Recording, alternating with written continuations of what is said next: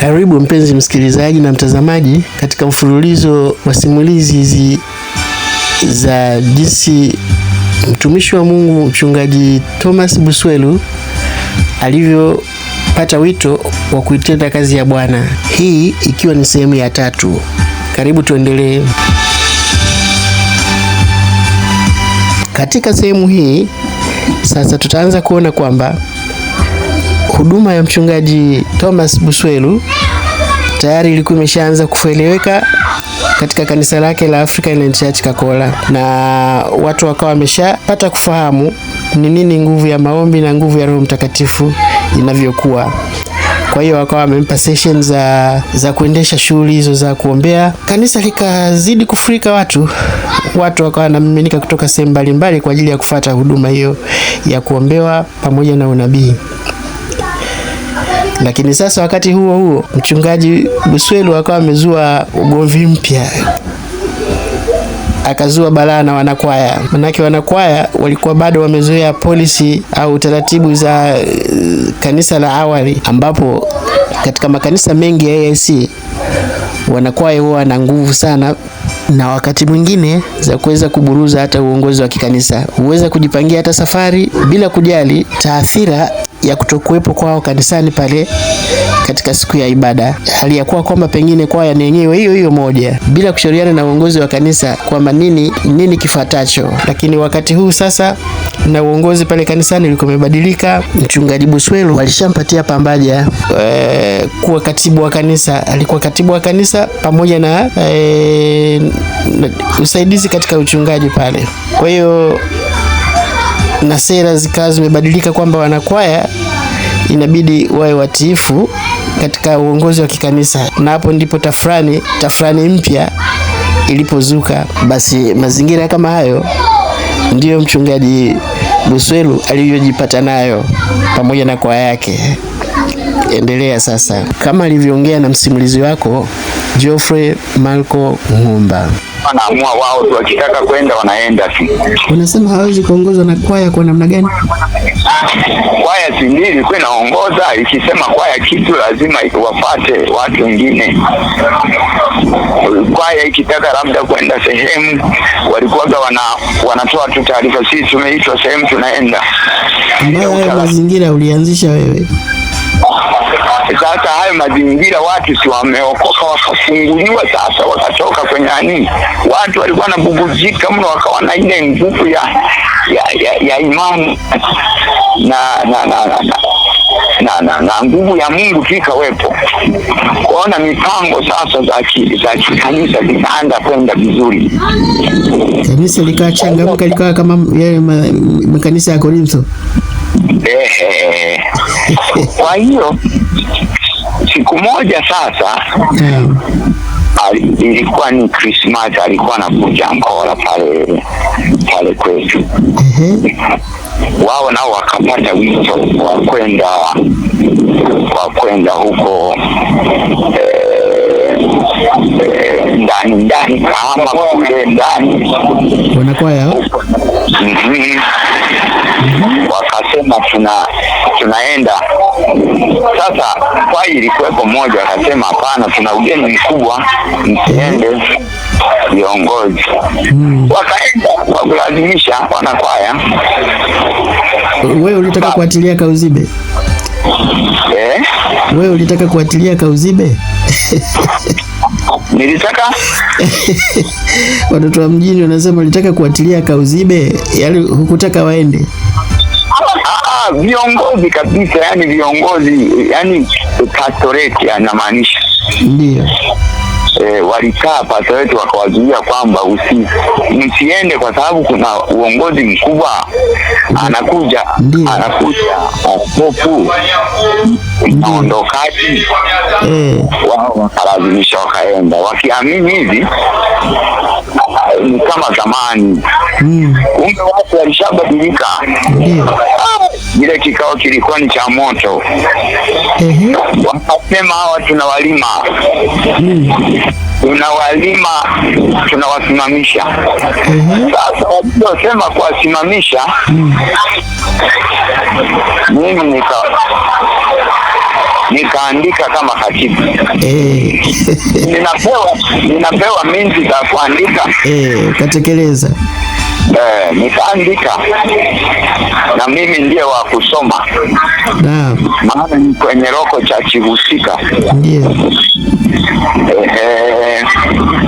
Sasa siku ya Jumamosi yake Jumamosi yake kwamba ni Jumapili nao sasa ya kukonkludi sasa mambo yaliyofanyika. Nikawa kuamkia Jumamosi nikawa nimeonyeshwa linapigwa nao wanafaya. Nikaenda kuambia nimeona hivi. Akasema naogopa tu amna kupiga. Hakuna kitu kama hicho. Kaambia sawa. Jumapili tuko tunaendelea na ibada na mimi ndo nilikuwa kiongozi wa ibada halafu nikatibu. Nikabidi nitoke mbele nikasome sasa matangazo. Nimesoma matangazo mengine yote. Nilipo kwanza hilo la barua. Wakakata na maiki yangu wakaanza kusema tena wewe tumekutafuta siku nyingi. Wakaachilia na mziki wa Kikongo. Wakaanza kucheza mle kanisani. Mziki wa Kikongo au zile biti zetu zile za nani maudhui ya Kikongo kabisa. Ya sekula kabisa ya kiduniani. Mboro ya solo kabisa. Sasa sio watu tena. Waliwa roho nyingine. Kwa hiyo wakaanza kucheza hapo. Sasa wazee wa kanisa wakasema sasa hebu tafuteni utaratibu ili tutengeneze utulivu wa kanisa tuone. Sasa tulikuwa tunatolea umeme karibu tu na mchungaji. Mchungaji karibu tu kwenye kiwanja cha kanisa. Mimi nikaenda sasa kwamba nipate umeme kwa mchungaji. Zile ndombolo ya solo isisikike. Alafu tuulizana kulikoni. Kumbe wao wakajua na wakimbia. Wakakufuatilia wakaja wanakimbia. Mimi nilipowaona nikafunga mlango. Waliuvunja ule mlango wa mchungaji. Bwana. Kanyaga kabisa vunja. Ukaniangukia sasa kachumba kalikuwa kasebule kafinyo. Kwa hiyo wakawa wanaanguka mle gizani wakatoka kwenye mwanga. Wakawa wanaangukia pale wananiangukia kwenye lile kitanda wakaanza kupiga sasa wanapiga gizani mara wanapiga kitanda mara aisee waliumia majeraha yale ya kutisha. Wao tena ndio wakuumia sio wewe. Sasa baada mimi hawakunigusa mpaka leo hawakunigusa. Hata kunifinya hawakunifanya. Bwana. Sasa natoka hapo nikaona hao wakinipata wataniumiza. Nikapata mguu nikasukuma nikatoka. Wakati natoka kwenye mangazi wakanisukuma nikaanguka. Kuna kijana mmoja akaja. Anaitwa Isaac. Akaja kwamba anipige tekera kwenye mbavu. Angeniua hapo.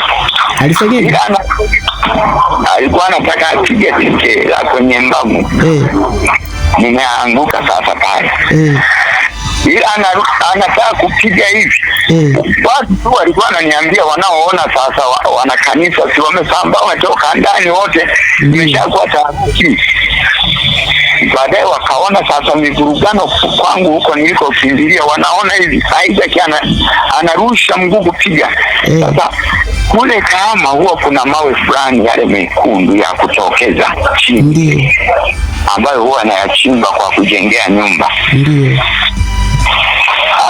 Kumbe amepiga kwenye ile jiwe ule mguu ulikatikia hapo. Ukapinda mguu kapinda ndio maana wananiitaga Yesu. Ukapinda kabisa pale. Mguu wa Isaac. Sasa wanakuja askari. Askari wakaja. wakauliza, wakaanza kuwakamata walikuwa wameshachukua na simu yangu. Tukaenda nao kituoni, wengine wakakimbia. Hata nimeenda sasa, akawa kesho yake tumesikiliza mara ya kwanza. Ndio. Kesho yake nikafika nikawaomba ile simu yangu. Ndio. Wakanipa. Nikamwambia mkuu wa kituo, mimi sina kesi na hao, waachie mtu aende. Mpaka leo huwa waamini kwa sababu ile kesi ilikuwa inawafunga kabisa vizuri. Ndio. Maana walitangaza mpaka redioni kabisa, walitangaza. Walitangaza kwamba mchungaji apigwa, lakini hakuwa mchungaji, nilikuwa mimi. Hata leo ukiulizia taarifa ya kupigwa mchungaji, watakwambia maeneo ya Kakola, watakwambia watakwambia, na wakikwambia ujue ndio mimi unaongea naye. Tokea kwenye mifumo hiyo, lakini bado mimi sikuondoka. Wewe sasa unaongea namna gani? Kuondoka pale, kuna watu waliondoka wengine ambao hawakutendewa hiki, ila mimi sikuondoka. Wakaona ni watu wachungaji, wananiambia wakirokole, wewe njoo kwangu, sio kukaa hapo, njoo wewe ni mtumishi mkubwa. Wala sikuwaelewa kabisa. Mpaka nimekuja wakafanya jana, wanachukuliwa watu kwenda kusomeshwa, wengine wanaenda wanapigana kule. Kuna mwingine alichukuliwa kwenda kusomeshwa, mtoto wa mwinjilisti pale, kwa kulazimishwa tu, akaenda akapigana majaida. Unaona, mpaka wewe akaja akakukimbiza mpaka akaenda kuponia nani polisi. Mimi walikuwa washakoma sasa, yani ushakuwa kama vita tena. Unaona? Ushakuwa kama nani? Ushakuwa vita, yani hawataki mimi nikasome sasa na wakubwa wa dini hapo, yani hamna.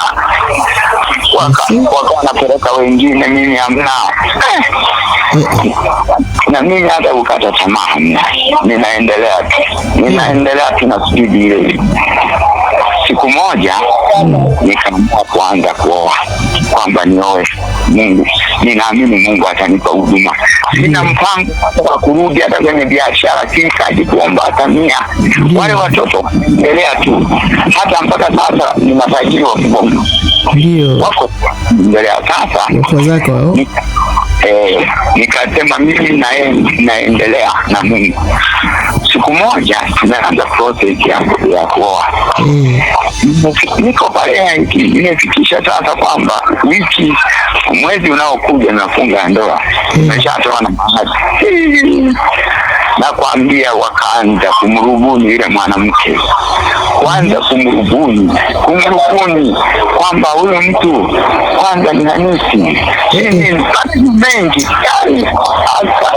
Yani iliwa agenda ya ajabu, ikafika sehemu ila akakataa. Naona mchumba wako wa awali, nataka nikuonyeshe mimi niliyoyapitia, baadhi tu, sio yote, baadhi. Sawa. Ikabidi ile ndoa iharibike, ile agenda iharibike ya kuoa. Tumefikia hivyo, maana yake gharama ni nyingi. Ndio. Kwa hivyo ulikuwa mshatoa na mahali. Nakwambia, ilikuwa mwezi unaokuja nafunga ndoa. Kwa hiyo imeshatangazwa makanisani mara zote, kila kitu. Yani kumbuka, kila kitu na gharama nyingi zimeharibika. Ni mwezi unaokuja mnafunga ndoa. Kumbe walishaanza siku nyingi kumchimba. Mimi niko na spidi ya kuhakikisha tu mambo yanaenda. Sasa alipokataa kabisa kwamba mimi siolewi na wewe, nilichoshangaa niliona amani sana. Niliona amani sana. Nikamwambia hamna shida. Wazazi wake wakarudisha mahali. Baada ya kurudisha, mimi nikaendelea na kumwambia Mungu. Nikaja nikapata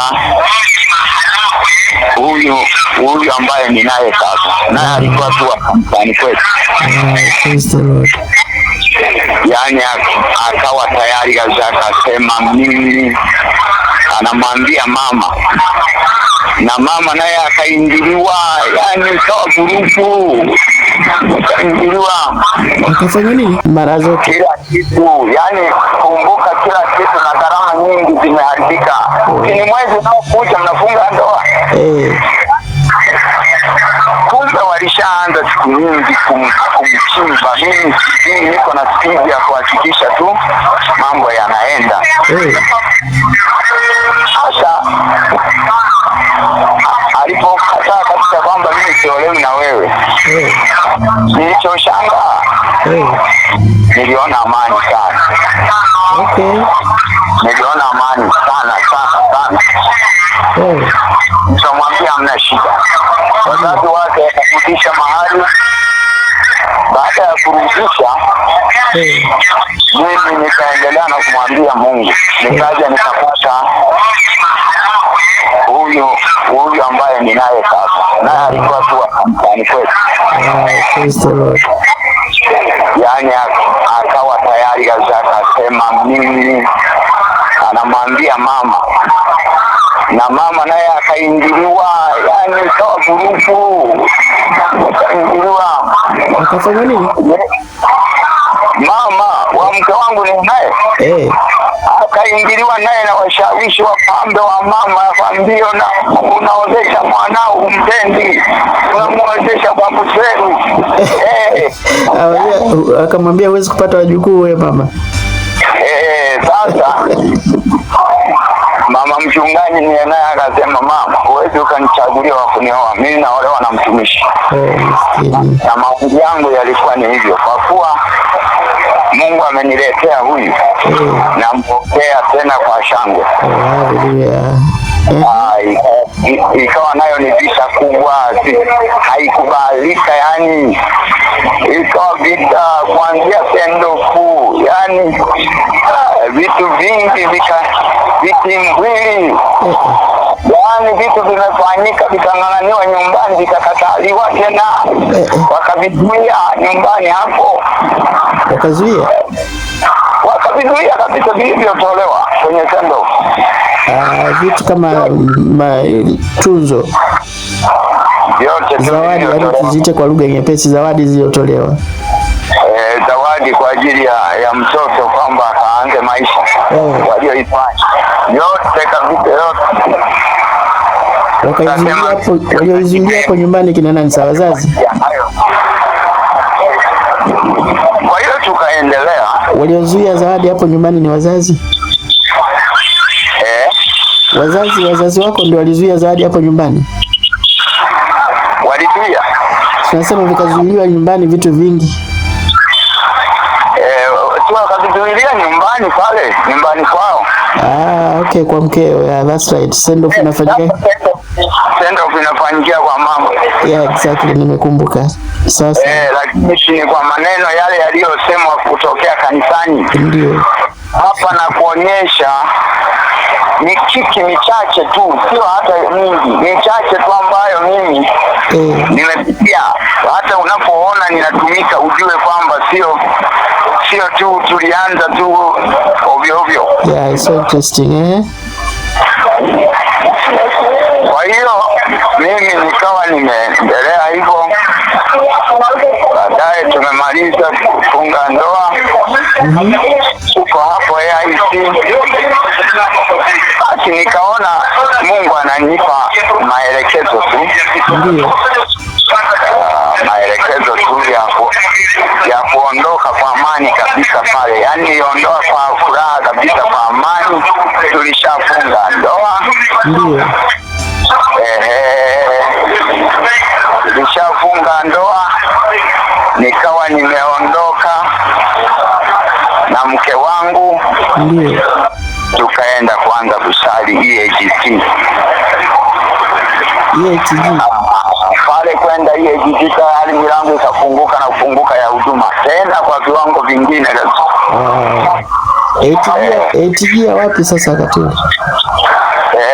ATG hapo Kakola. EAGT ya Kakola hapo. Okay. Ilikuwa manake mmezoea kuita makanisa ya mchungaji fulani. Hilo lilikuwa la mchungaji gani? Kwamba nani walokole mmezoea kuitana kwa kanisa la mchungaji fulani. Hilo lilikuwa la mchungaji gani? Pale EAGT. Kwa mchungaji Emmanuel Enoch. Alikuwa kwa mchungaji Emmanuel Enoch. Saidi ni askofu. Okay, wa pale pale. Yuko hapo ni askofu wa Kahama. Jimbo la Kahama. Okay. Naam. Kwa hiyo sasa tukaendelea pale. Wakati huo sasa, na tayari nilikuwa nimemaliza diploma ya chuo cha theolojia, ambacho mimi mwenyewe nilipata wadhamini wa kunisaidia kukisoma. Nikawa nimeamua sasa. Ulisoma chuo gani? Full time au kwa nani, kwa njia ya mtandao? Nimesoma kabisa mimi. Nimesoma kwanza Kahama. Baadaye wakatuhamishia hapa kuja kumalizia diploma hapa Sengerema. Lakini ni sawi tu, ni matawi, ila chuo ni chuo cha Uganda. Okay, ni chuo cha Uganda. Ndio waliotoa hiyo diploma. Kule Uganda kunajulikanaje? Wina Theological College. Okay. Kwa hiyo nikawa nimekaa sasa hapo EAGT. Baadaye nikamsikia Mungu ananiambia niende Mwanza. Ndio. Kwa hiyo nilipoenda Mwanza, nilienda kwa maelekezo ya Mungu. Yaani nilimwona Mungu. Wewe acha. Mwanza Mungu alifanya. Mwanza kanisa gani sasa? EAGT wapi hapo Mwanza mjini au? Nilikuwa Kishiri. Ulikuwa Kishiri? Nilifungua Kishiri. Ya sasa hapo umeanza kufungua ya kwako wewe mwenyewe. Tena kijijini tu. Yaani sio Kishiri center. Nilikuwa ni pembeni. Interior huko.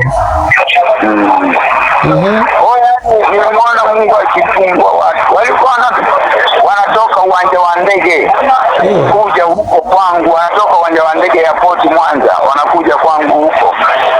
Watu wanabadilisha magari matatu wanakuja kwangu. Aisee, kanisa likafunika, likajaa. Mungu akakuletea watu kubwa. Maana wewe ni Mungu tena alikuwa anakuletea watu. Nimeacha watu 300 na wakati mimi naliacha kwamba nije Dar es Salaam. Okay. Hapo nilikuwa na miaka 2 tu na miezi 3. I see. Unaona?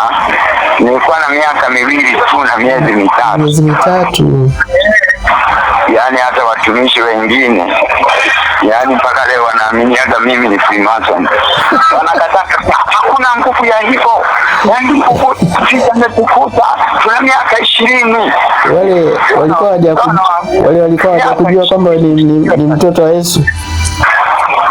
Miaka 20, Mungu aangalii miaka. Ndio. Mungu anaangalia alichoweka kwa mtu na utii. Ndio. Kipindi mimi sijatii,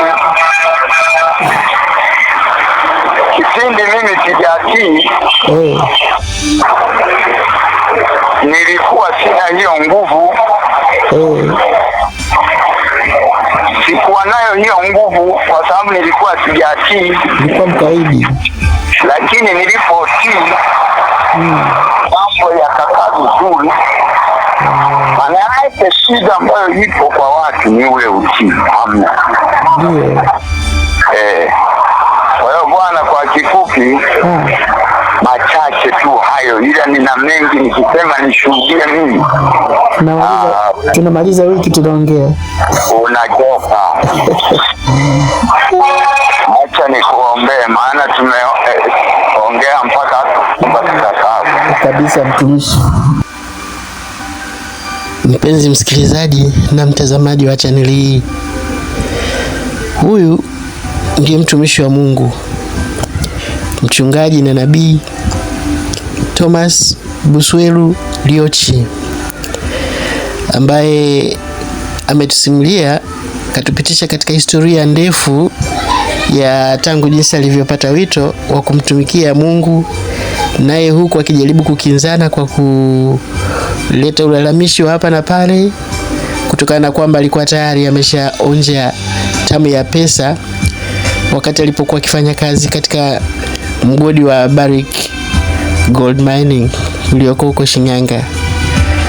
Kwa hiyo katika kufanya ujioli wake, kama jinsi tulivyoona katika sehemu zilizotangulia, mtumishi huyu aliwahi kuwa hayupo duniani kwa muda kama wa miezi mitatu, akawa hajitambui mpaka alipotokewa na mtu aliyemtambua kwa kwamba lazima atakuwa ni Bwana Mungu wake.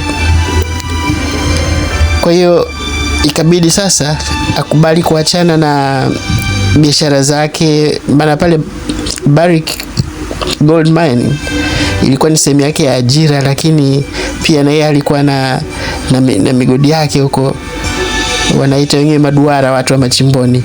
Alikuwa na maduara ya kwake. Kwa hiyo alikuwa ni mtu ambaye kwa wastani pesa ilikuwa haimpigi chenga, na kiasi ndio ikawa inampa na jeuri ya kuweza kukaidi hata sauti ya Bwana Mungu wake.